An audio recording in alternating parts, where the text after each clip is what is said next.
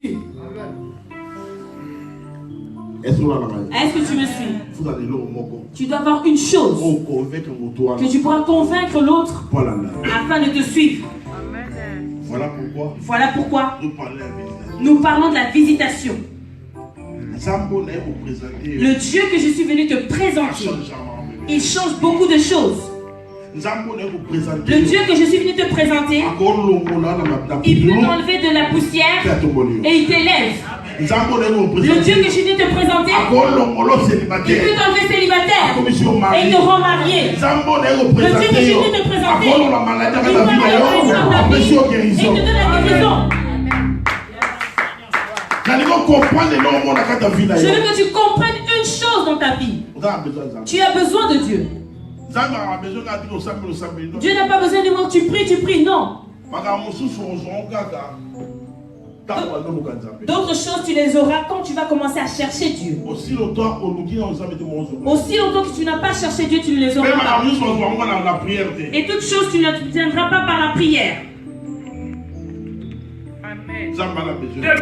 Dieu a besoin de toi. Dieu a besoin de toi. Tu pries depuis longtemps. Pourquoi tu n'as pas eu cette visitation? Tantôt Dieu t'a déjà visité, mais tu n'as pas exploité. Tu l'as négligé. Un jour Jésus vint devant la porte de Jérusalem. Et Jésus pleura. Si toi aussi Jérusalem, si tu savais le jour de ta visitation, tu allais saisir cela. Mais les jours qui viendront, tes ennemis t'encercleront et te piétineront, toi et ton peuple. Parce que le jour de la visitation, tu ne l'avais pas compris. Amen. D'autres ont raté leur moment de visitation. D'autres femmes ont raté leur mari de leur vie. C'était ta visitation. Oh non, tu n'es pas un homme de mon niveau. Depuis qu'il est parti.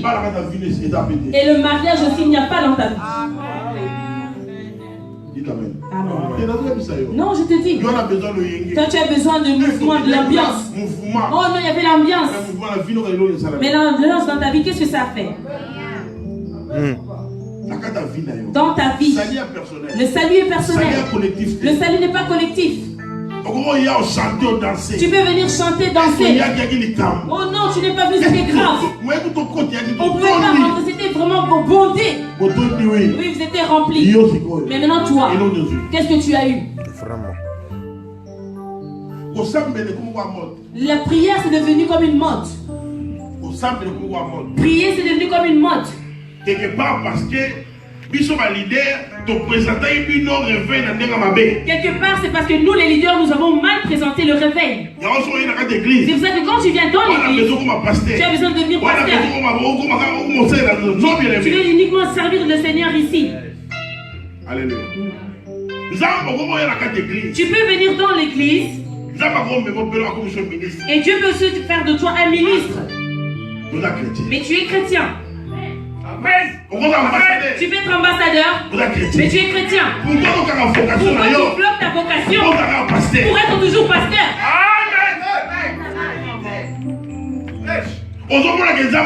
Tu vois que Dieu n'agit pas parce que tu veux rester à un endroit et que Dieu ne viendra pas là.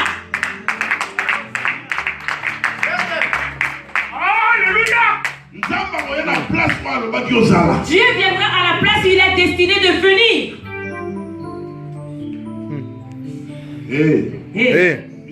Bah les puissants et Kosukawate na Lolae. Acclamez pour le Seigneur.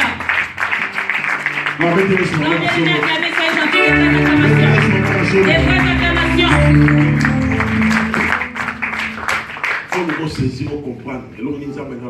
Tu dois chercher à saisir et à comprendre ce que Dieu veut te dire. Il n'y a plus de temps de distraction ou de polémique. Quand tu entres dans l'église, tu te dis chrétien. Tu rentres dans l'église. Il n'y a pas de prise de conscience. Tu te demandes même pas pourquoi dans ma vie les choses ne marchent pas.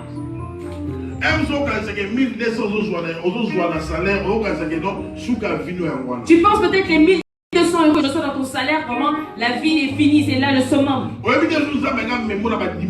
Peut-être Dieu veut t'amener dans une plus grande dimension. Est-ce que tu me suis?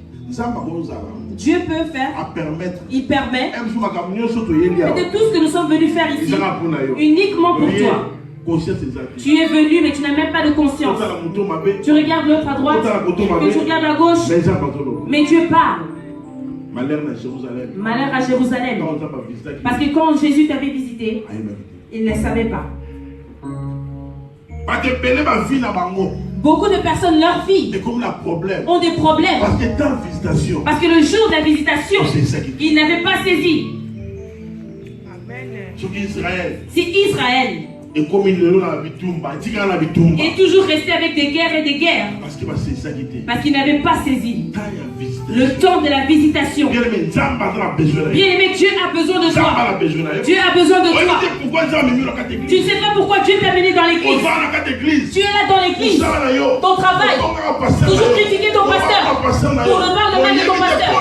Mais tu ne sais pas pourquoi Dieu t'avait amené à cet endroit. Tu ne sais pas.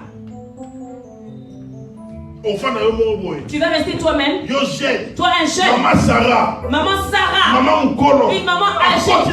Elle rentre en Égypte. L'Égypte a bougé. Même les ministres, ils ont dit, cette femme, elle mérite simplement d'avoir le roi. Toi tu as seulement 28 ans. Regarde le coup. Et quand tu marches, on ne t'appelle même pas. Non, même seulement pour le Seigneur. Il y a seulement 30 ans. Non, pasteur, je ne comprends pas. Mais qu'est-ce que tu veux comprendre?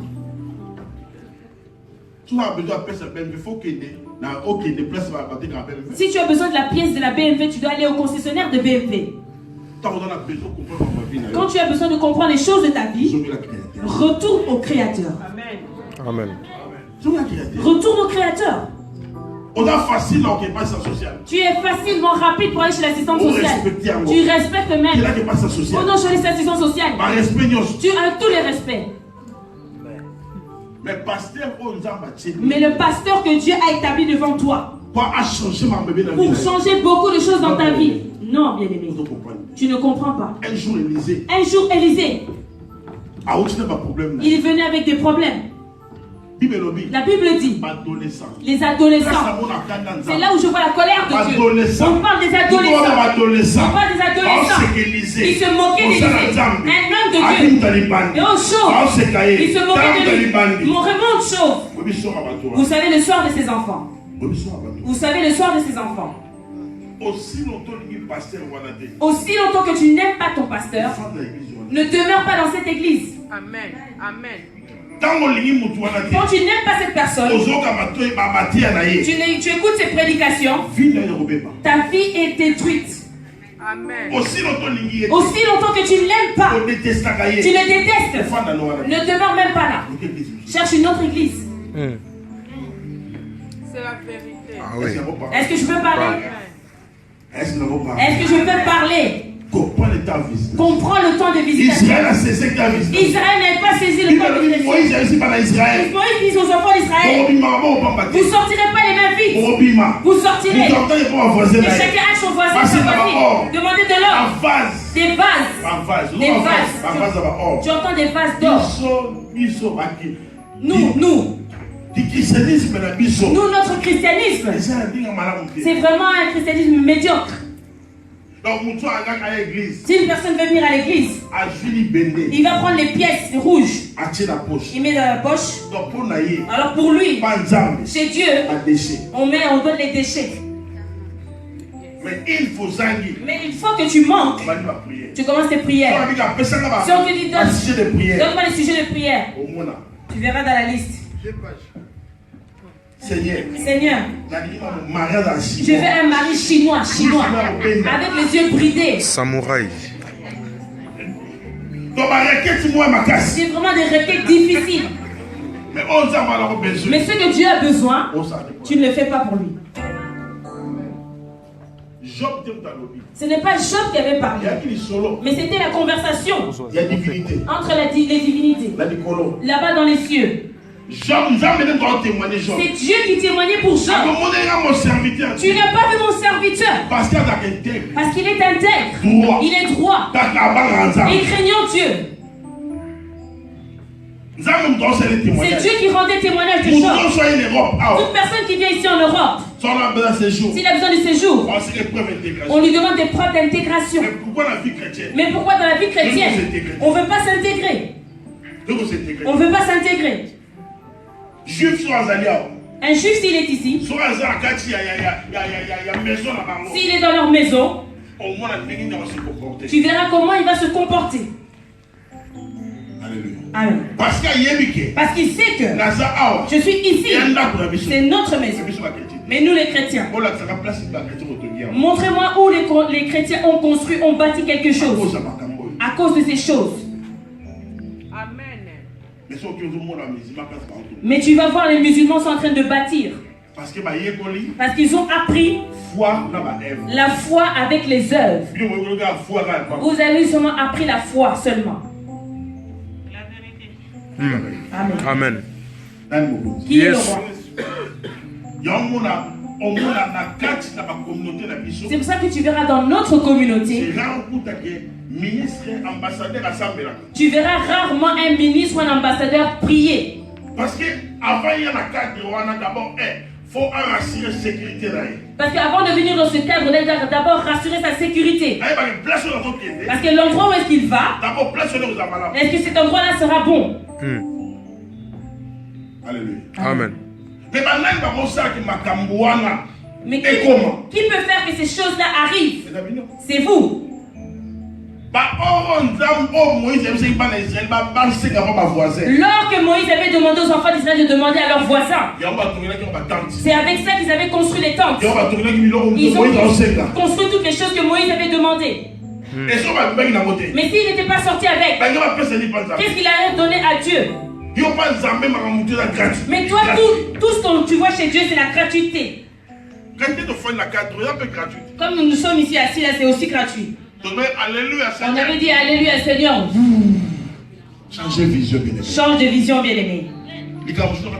Une autre chose dans ta vie, cela demande que tu puisses poser un acte de foi. Cela ne demande plus une prière. Tu as prié, ça s'arrête là. Mais Dieu demande que tu poses un acte de foi.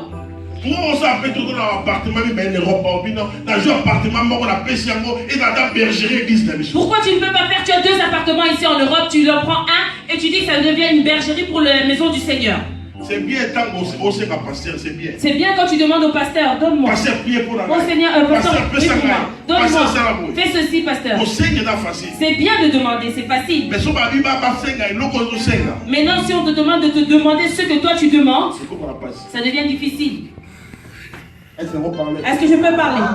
Est-ce que je peux parler? Alors acclamez pour le Seigneur. La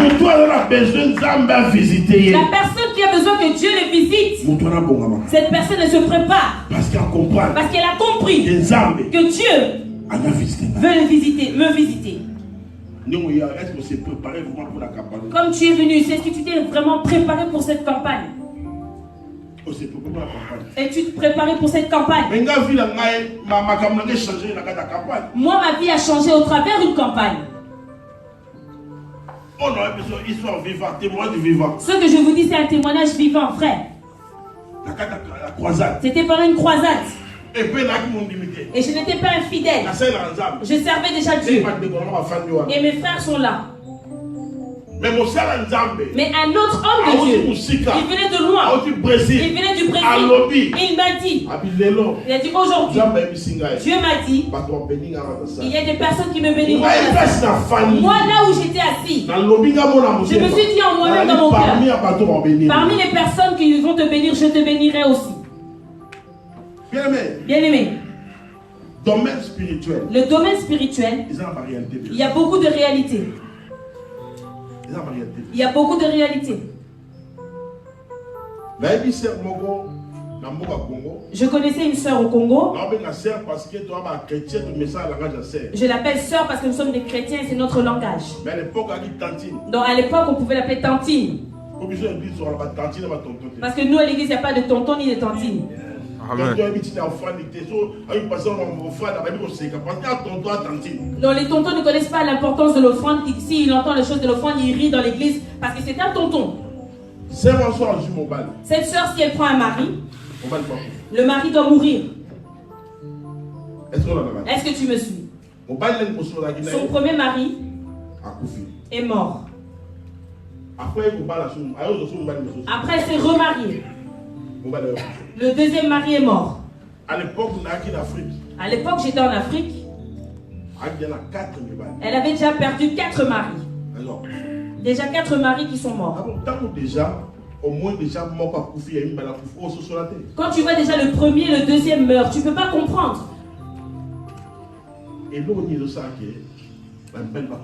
Qu'est-ce qui fait que ces maris meurent? Dans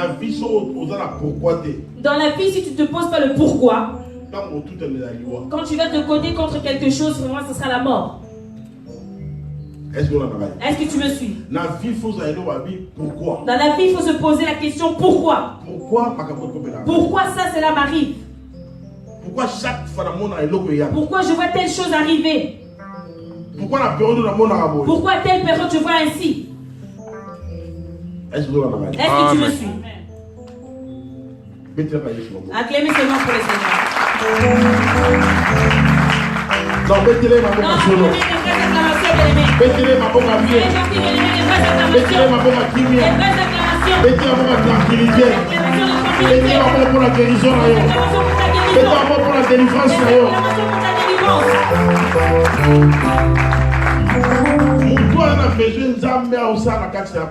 La personne qui a besoin que Dieu vienne agir dans sa vie, il se prépare en conséquence.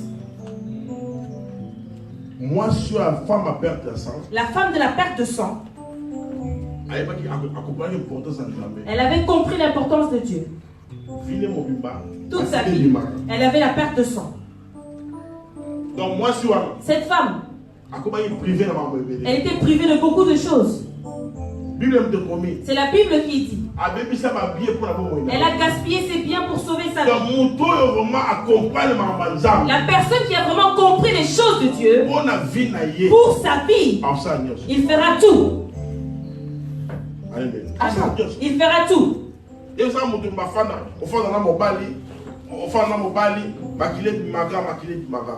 Imagine-toi, tu es une femme, tu es avec ton mari, tu as toujours la perte de sang, la perte de sang.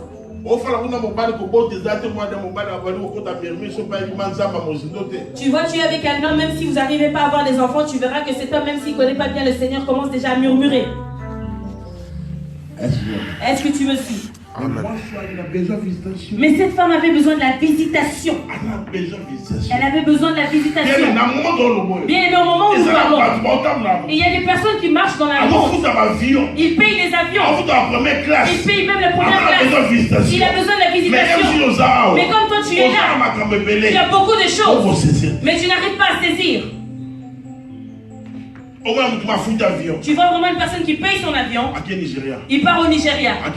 Il part aux États-Unis. Il a besoin. Ça, moi j'ai entendu parler de cet homme de Dieu. J'ai besoin de la visitation par rapport à son problème. Amen. Mais toi tu fais comme si tout va bien. Amen. Tu fais comme si tout va bien. Bien aimé, le Seigneur, depuis le temps de Jean-Baptiste, le royaume de Dieu est forcé. Il y a des choses que tu feras. Il y a des choses que Dieu fera sa part. Dieu ne va pas tout faire. Ne viens pas avec des polémiques dans les choses de Dieu. Désire que ta vie soit bien. C'est un esprit. Tu dois sortir de cet esprit. Abraham a bimi na partie na pays. Veut dire, et ça a été que non abima na partie à boy. Donc, au bimi na comportement moko, il y a moko zalaka, il y a pays au là, il y a tribu au là. Quand tu entends Abraham est sorti de sa patrie, ce n'est pas uniquement sortir comme ça, mais c'est sortir vraiment des habitudes, des caractères de la tribu ou de la nation que tu es sorti. Nous ratons beaucoup de choses. Parce que tu connais Dieu. Mais tu es toujours dans la même patrie, le même comportement, le même système. C'est pour ça que ça bloque beaucoup de choses. Ça bloque tes avancements. Ça bloque même ta prophétie qu'on t'a donnée. Est-ce que tu Amen. Non, acclamez pour le Seigneur. Non, acclame, bien-aimé.